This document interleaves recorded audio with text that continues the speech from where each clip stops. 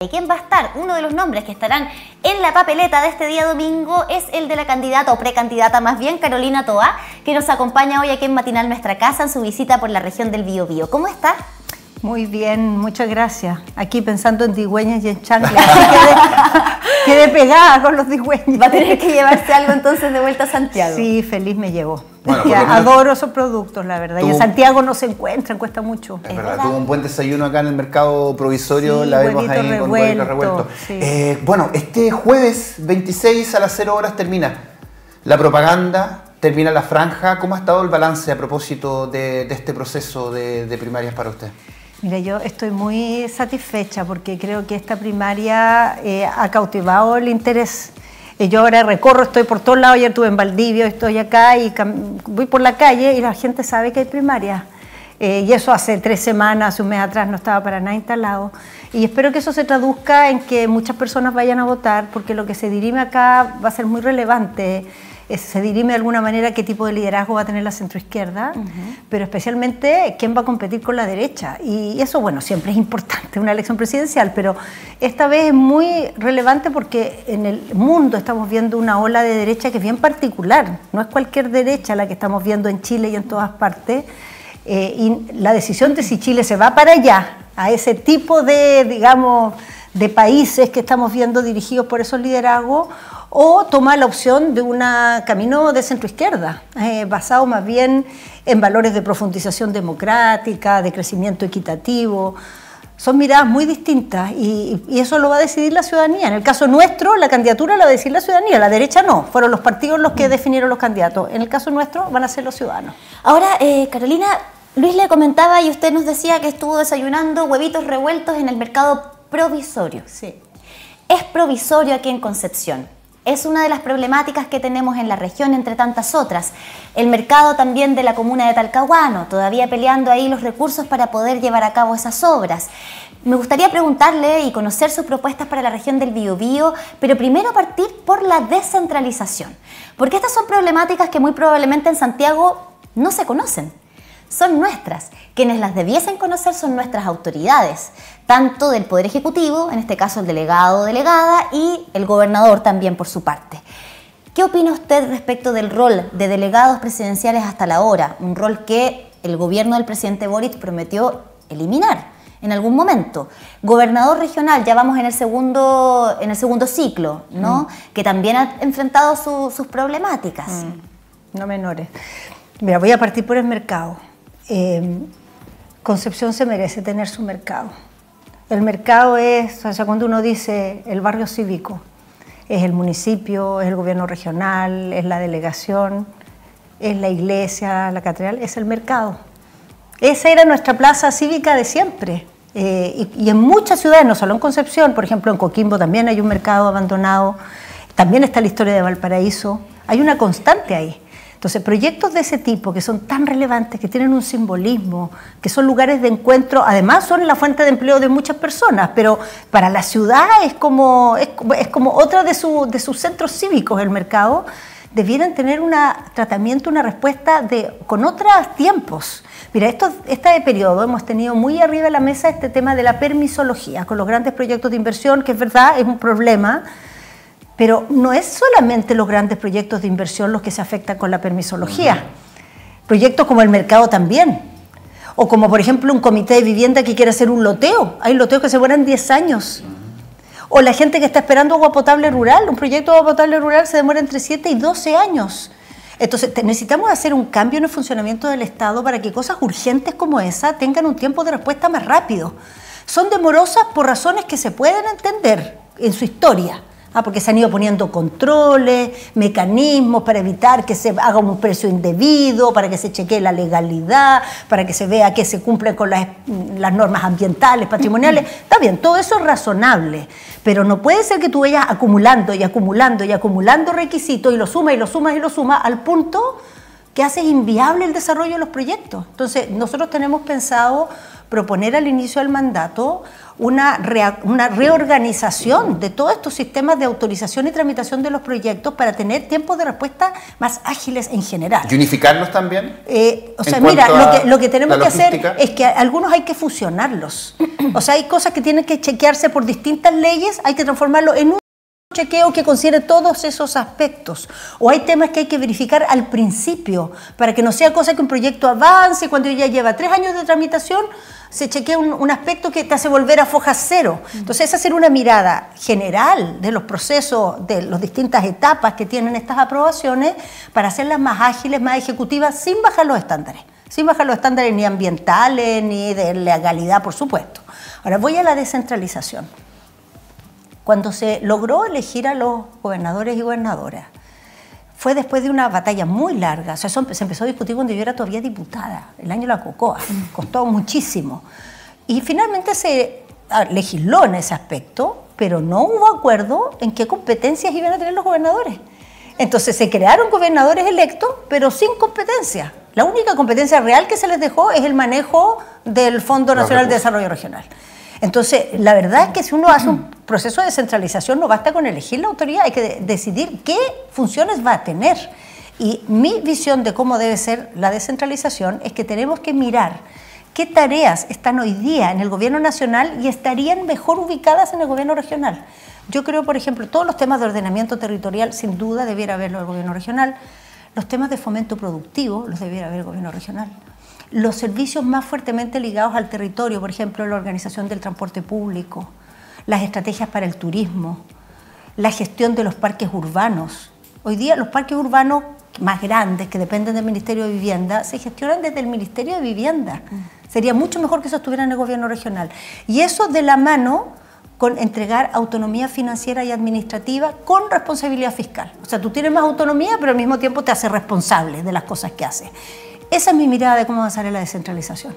Que el gobierno central, las cosas que sigan en manos del gobierno central, tengan un coordinador que es el delegado, ni le quitan ni le ponen la descentralización. Si lo importante es que le traspasamos al gobierno regional cuáles son sus competencias, las materias que va a tener en su ámbito de decisión, que hoy día son muy mínimas. ¿Mantendría los delegados presidenciales? Entonces? ¿Cómo? ¿Mantendría los delegados En las tareas que está en el gobierno nacional, sí, pero traspasaría muchas tareas del gobierno nacional al gobierno regional, que estén abocadas ahí las responsabilidades, las decisiones, los recursos, los funcionarios y la responsabilidad fiscal. O sea, fue una mala propuesta entonces en su momento que el presidente Boric dijera que iba a eliminar a los delegados presidenciales. Yo creo que fue una especie de atajo que sin comprender bien el problema. Porque ¿de qué te sirve eliminar a los delegados si las competencias siguen todas en el gobierno nacional? En el fondo serían las mismas competencias en el gobierno nacional, pero descoordinadas. Eso no le aporta nada a la descentralización. Lo que le aporta es que ciertas decisiones que hoy están en el gobierno nacional estén en el gobierno regional. Si el delegado es un coordinador, esa es su función. No es que él directamente se hace cargo ni de la salud ni de la vivienda, no tiene ninguna competencia directa, pero coordina a los demás. Entonces, de esas cosas que hoy son competencia nacional, yo creo que hay muchas que estarían en mejor mano si se decidieran desde el nivel regional con una autoridad democrática como son los gobernadores hoy día. Y entre ellos dice la administración de los recursos que entrega el Estado, pero también los recursos que se generen dentro de la misma región. Y ahí le preguntamos por el plan de fortalecimiento regional, a propósito de la situación complicada que estamos viviendo como región, por el cierre de Huachipato y otras industrias también que hace bastante tiempo han venido mermando su producción y que han terminado cerrando. ¿Mantendría este plan de fortalecimiento? ¿Lo fortalecería aún más? Lo mantendría y lo fortalecería y lo replicaría, porque creo que la virtud que tiene ese plan, más allá de su contenido, es la manera en que se llegó a elaborarlo. Eso es muy ejemplar, porque a propósito de una crisis, porque el cierre de Huachipato no era algo deseable y es un drama para la región, pero eso forzó a que se generara una voluntad de estar en una mesa los actores del mundo del trabajo, los actores del mundo de la empresa y del sector público a pensar el desarrollo de la región y las nuevas posibilidades que hay que reemplacen la actividad de Huachipato y potencien nuevos sectores. Y yo creo que ese diálogo entre esos tres actores es algo virtuoso, podría hacerlo en muchos otros lugares. Nosotros vivimos en una discusión en la política muy estéril, en que si el Estado o el mercado, y la verdad es que ninguna sociedad desarrollada ha llegado ahí sin un Estado fuerte y sin un mercado fuerte. Y te diría algo más, las sociedades que además de ser ricas son equitativas, tienen un actor fuerte en el mundo laboral. Los trabajadores y las trabajadoras tienen voz, opinan, son considerados. Y aquí el plan se hizo de esa manera. Entonces yo veo eso como un ejemplo de algo que espero replicar en el país. Y lo que hay que pensar, porque a veces hay gente que cuando dice ya, ¿cómo resolvemos lo de Huachipato? Y se le ocurren ideas como nostálgicas de volver a cosas que había antes y ya no hay. Y la verdad es que hay que pensar qué cosas en el mundo de hoy son potencialidades para la región, y hay muchas. Bueno, tuvimos planes de reconversión que no funcionaron. Lota, con el tema de los colectivos y así. Yo creo que la escala que eso tenía era apostar a una, digamos, a la realidad del momento y no a nuevas posibilidades ambiciosas de futuro. Por ejemplo, uno debiera pensar en una región como Biobío, creo que es un lugar ideal para hacerlo, un nuevo modelo de negocios para el mundo forestal. O sea, Chile tiene una vocación forestal enorme, pero el modelo de negocio se ha desarrollado de tal manera que es muy conflictiva con las comunidades, que está abocado principalmente en grandes plantaciones, y podríamos tener plantaciones mucho más pequeñas, agricultores que se dedican a otra actividad, pero tienen faldeos de cerro que no sirven para nada más que para plantar árboles, y tener eso ligado además a otras actividades industriales, como por ejemplo la construcción en madera, que además nos puede ayudar a resolver el déficit habitacional. Entonces ahí, por ejemplo, hay un modelo que uno podría combinar a muchos actores, comunidades indígenas, agricultores, posibles desarrollos industriales de la vivienda. Pero, candidata, lo que sí o sí requieren, y de hecho acá podemos tener un ejemplo muy cercano como fue el atentado a la central Rucalhua, acá en la región del Biobío, donde ahí tuvimos un atentado, ¿cierto? Un problema en materia de seguridad, pero que se vincula también con la actividad empresarial. De hecho, lo que pidieron incluso desde la embajada china fue dennos garantías de seguridad para poder seguir operando en el territorio.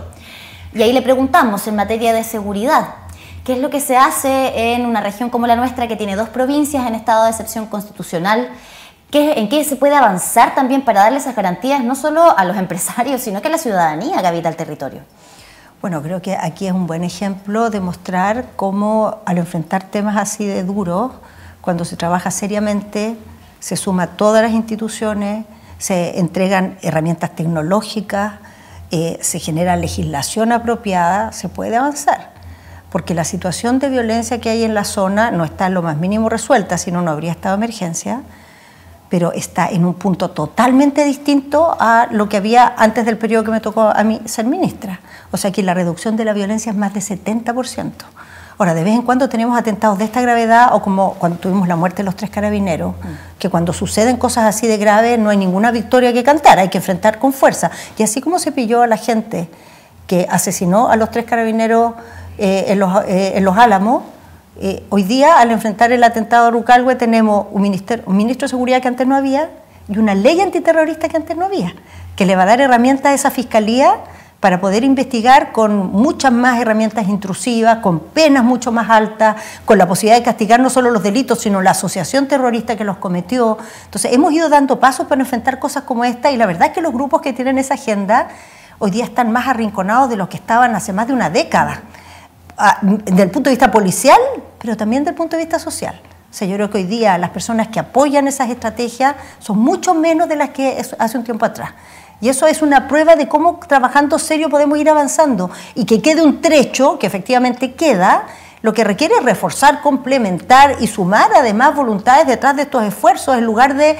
A ver, aparecen a veces pistoleros cuando hay cosas como esta, que ante un incidente quieren echar por la borda todo lo que se ha avanzado, y no, hay que mejorar, hay que ver qué se puede reforzar, dónde se puede profundizar, para terminar de arrinconar ese tipo de estrategias que le hacen muy mal al país, no solo económicamente, desde todo punto de vista es un daño. Bueno, usted mencionó su ministerio, como ministra de... Es que no es mío. Pero fue ministra del Interior.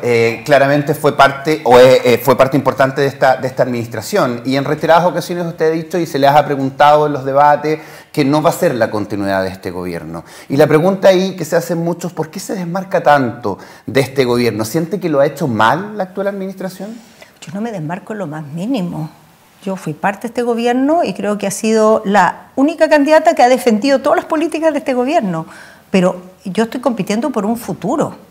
Y los próximos 4 años no puede ser la repetición de estos 4 años. Este gobierno llegó al poder Primero, con un bloque de apoyo que hoy día nos da para construir una mayoría. Sí, yo no aspiro a eso, yo aspiro a llegar a la moneda con un bloque de apoyo mayoritario, transversal de la centroizquierda. Segundo, llegó en un contexto en que se estaba discutiendo la nueva Constitución con una agenda que era prácticamente muy refundacional, o sea, de pensar que en el país había que hacer todo de nuevo porque estaba todo mal orientado. Yo creo que hoy día no tenemos esa mirada. Hoy día tenemos la mirada de que hay muchas cosas importantes que valorar, que hay que reforzar, que hay que complementar. Tercero, llegó al poder en un momento en que Chile venía saliendo de la pandemia con una disparada, la inflación, con una necesidad de ajuste fiscal que nunca el Estado se había visto obligado a un ajuste de esa magnitud, con una amenaza a la vuelta de la esquina de que íbamos a tener una recesión. Hoy día la situación es totalmente distinta, todo eso está estabilizado y lo que hay que pensar es un modelo de desarrollo para los próximos años para que Chile crezca con fuerza. Entonces, yo encontraría totalmente errado llegar hoy día a la moneda con el mismo plan que llegó el gobierno anterior, o con la misma alianza de gobierno así de estrecha como era, o con las mismas prioridades, dado las prioridades distintas que hay hoy. Y en ese sentido yo no veo esto como una continuidad. Pero de lo que me tocó realizar y de la participación que tuve en el gobierno no tengo ningún tipo de renegamiento, al contrario, tengo mucho orgullo. Bueno, Carolina, le queremos agradecer por esta conversación. Todavía no le podemos decir candidata propiamente tal, porque eso se va a definir el domingo. Sí, pues. Se va a definir el domingo justamente en estas primarias donde va a la papeleta junto a Janet Jara, Jaime Mulet, Gonzalo Vinter y bueno, por supuesto el nombre de Carolina Toa. Muchas gracias por esta conversación y bueno, todavía le queda gente aquí en la región del Biobío, ¿no? Así es, vamos a tener varios recorridos, vamos a estar con jóvenes, vamos a tener en la tarde un acto muy grande. Y bueno, todavía un par de visitas, vamos a estar en Valparaíso, pero ya quedan poquitas horas y ya la decisión está en manos de las ciudadanas y los ciudadanos. Ellos van a decidir qué tipo de centro izquierda vamos a tener, así que la invitación es a que todos voten este 29, el próximo domingo. Eso, porque hay preparativos precisamente para lo que va a ser estas primarias presidenciales. Veamos, presupuesto, lo que va a pasar y recordar que es feriado irrenunciable.